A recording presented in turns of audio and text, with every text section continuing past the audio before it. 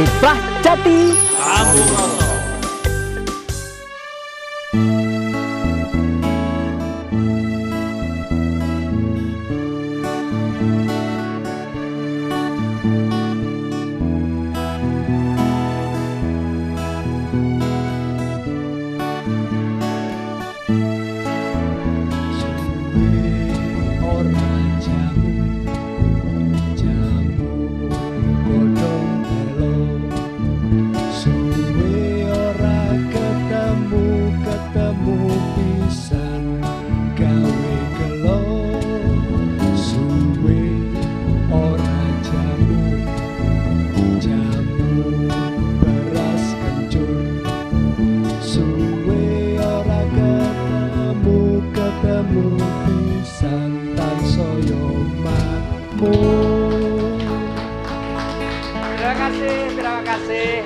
Terima kasih para penonton Dama TV yang kami muliakan.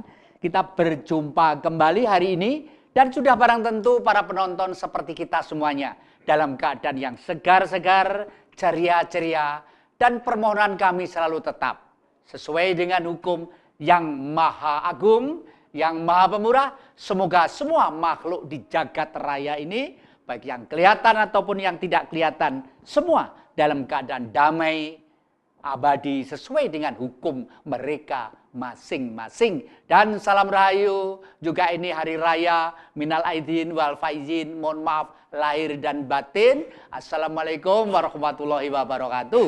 Nah, para penonton Dama TV yang kami muliakan, setiap hari raya Idul Fitri kelihatannya khususnya bangsa Indonesia dan khususnya yang memeluk agama Islam pasti dalam keadaan ceria, dalam keadaan yang segar, seakan-akan lahir kembali. Karena baru saja melaksanakan ibadah puasa dalam 1 bulan penuh. Dan hari ini kita saling memaafkan satu dengan yang lainnya. Tapi hari ini kita berada di daerah Kabupaten Malang. Mungkin yang telaten melihat Dama TV di Kiprah Jati pasti tahu ruangan ini. Ini tempatnya adalah di Padepokan Wangon, ya, Puri Agung Asoka juga, padepokannya Padepokan Wangon di Dusun Biru. Desanya adalah Desa Gunung Rejo, kecamatannya Singosari, Kabupatennya Malang.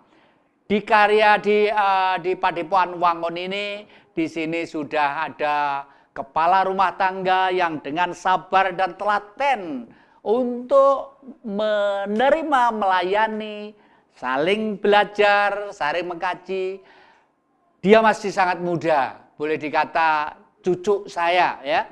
Beliau adalah cucunya Bapak almarhum Pak Susanto, wali kota Malang pada waktu itu sudah almarhum, dan beliau adalah Mas Krisna, ya. Ya. Beliau masih kuliah di Universitas Brawijaya, tapi mungkin sudah panggilan batin bahwa pribadinya itu seakan-akan tidak bisa lepas dari budaya leluhur. Karena dengan teman-temannya para mahasiswa tidak terdiri dari Universitas Brawijaya saja, ada dari Universitas Merdeka, ada dari Universitas Muhammadiyah, ada Universitas Malang, dan lain sebagainya, menyatu dalam kesatuan untuk olah budaya yang intinya kembali merajut kembali budaya leluhur kita di Nusantara ini. Nah, kebetulan para penonton Dama TV yang kami muliakan, kita baru saja mendengar Pilpres akhir-akhir ini, dan semuanya kami mohon bahagia. Baik yang nomor 1 atau nomor 2, yang menang ataupun istilahnya yang kalah istilahnya. Tapi sebenarnya di negara Pancasila itu tidak ada istilah menang, tidak ada istilah kalah. Yang ada hari itu, kesempatan yang lagi mendapat tongkat estafet adalah, karena apa? Karena semuanya adalah anak Ibu Pertiwi. Nah, kita pada tahun ini untuk mengambil hikmah hari yang fitri ini, kami akan mencoba untuk mendengarkan beliau-beliau yang ada di Padepokan Wangon ini. Beliau ada yang jauh dari sumber negara yang sangat besar pada waktu itu adalah negara Majapahit. Beliau adalah Bapak Ki Ahmad. Ya, beliau ada di sini, tepuk tangan ya. Dan disertai oleh salah seorang anggota artis film yang dulu memang pemain rock tapi kekeroncong, lalu sedikit ke ya campur sari, kadang-kadang nyinden juga, tapi beliau juga jangan dipikir tidak ulah spiritual untuk menggembleng jiwanya. Beliau adalah Mbak Endah. Ya, tepuk tangan, terima kasih. Dan disampingi oleh Mas Agus Hartono dan Mas Dimas Agus, ya, itu anggota Parvi juga, dan beliau dari Mojokerto ya. Dari Parvi juga. Nanti kalau kesempatan bicara, tolong namanya dikenalkan. Semakin banyak kawan kita pasti akan tidak kekurangan rezeki, konon katanya seperti itu ya. Para penonton Damat TV yang kami muliakan, kita mulai saja akan berbicara hikmah hari yang fitri ini. Kami mulai dari tuan rumah Mas Krisna dulu, monggo kami persilakan. Rahayu. Rahayu. Bagi saudara-saudara kami yang beragama Muslim, saya ucapkan minal aidin wal faidin, mohon maaf lahir dan batin, dan selamat berbahagia menjelang menjemput hari yang fitri ini. Para pemirsa Dhamma TV yang saya hormati, baik yang di studio ataupun yang di rumah, sudah ribuan tahun bangsa kita, ratusan tahun bangsa kita melaksanakan hari raya yang kita sebut sebagai Idul Fitri. Sejatinya ada pemaknaan fitri atau kembali kepada pemurnian atau purifikasi jiwa. Dalam saya berbicara dalam konteks spiritual dan konteks kenegaraan. Memang secara kenegaraan Idul Fitri itu menjadi suatu pesta rakyat yang sangat dinanti bagi para umat Muslim se-Indonesia bahkan sedunia. Fenomena Idul Fitri ini sangat menarik, Ki Jati. Mengingat hampir mayoritas warga negara kita melaksanakan hari raya Idul Fitri dengan sangat mewah, momentum berkumpul dengan keluarga, tetapi seringkali di sini secara kebangsaan bangsa kita belum siap. Saya menilai seperti itu. Dikarenakan ada satu hal. Seringkali hari raya Idul Fitri yang seharusnya menjadi momentum yang bahagia, tetapi menjadi momentum yang menjadi tidak bahagia. Momentum itu hanya dikarenakan dari segi ketika mudik banyak terjadi kecelakaan, angka kematian dan kecelakaan melambung dengan sangat tinggi sekali. Artinya kesadaran masyarakat untuk menjaga diri, kemampuan negara dan aparatur negara, stakeholder dalam menjaga mengamankan negara ini, para pemudik-pemudik belum mampu, sehingga terjadi banyak kecelakaan. Begitu juga yang ditunggu oleh para orang tua, THR.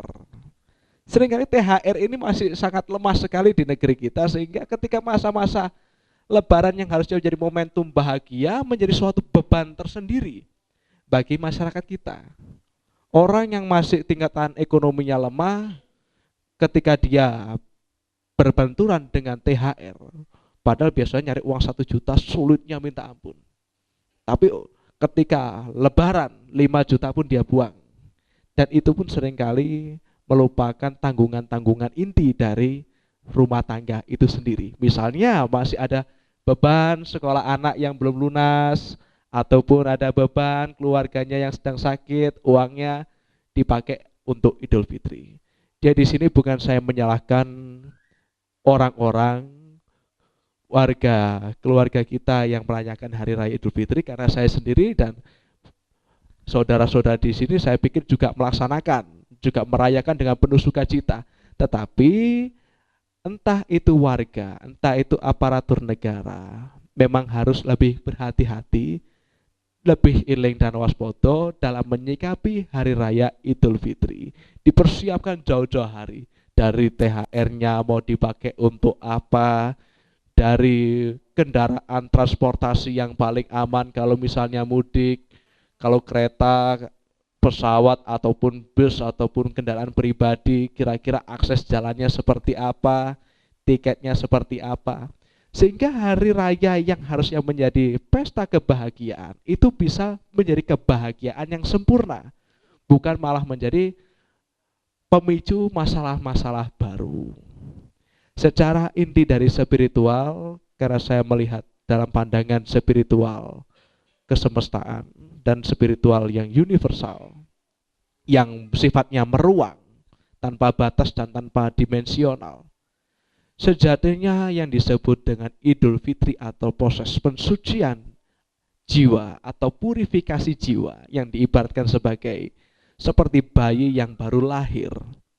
Sejatinya karakteristik bayi yang baru lahir dan kesucian itu tidak hanya bisa didapatkan pada saat momentum Idul Fitri, tetapi seharusnya sebagai seorang penyembah Tuhan yang baik dalam konteks agama apapun, setiap hari kita dituntut menjadi seorang yang fitri, dituntut menjadi seorang yang seperti bayi lahir, yang bebas dari angkara murka, yang masih polos, lugu, dengan segala keterbatasannya, mengakui dengan segala kesuciannya.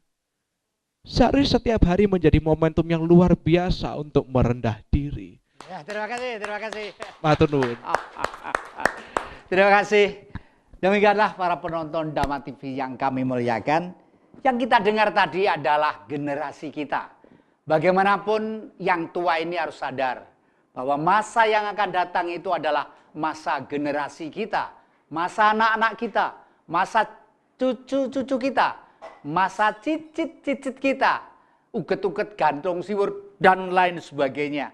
Oleh karena itu, kalau si anak muda tadi itu Mas Krisna menyampaikan hal seperti itu, bahwa Allah itu sangat mencintai makhluknya yang pulang ke rumah dalam keadaan capek. Nah tentunya ini karena etos kerja nyata itu. Sehingga budaya pecutan ini bagi saya adalah sangat-sangat tepat dengan perintah daripada Allah yang Maha Kuasa itu tadi.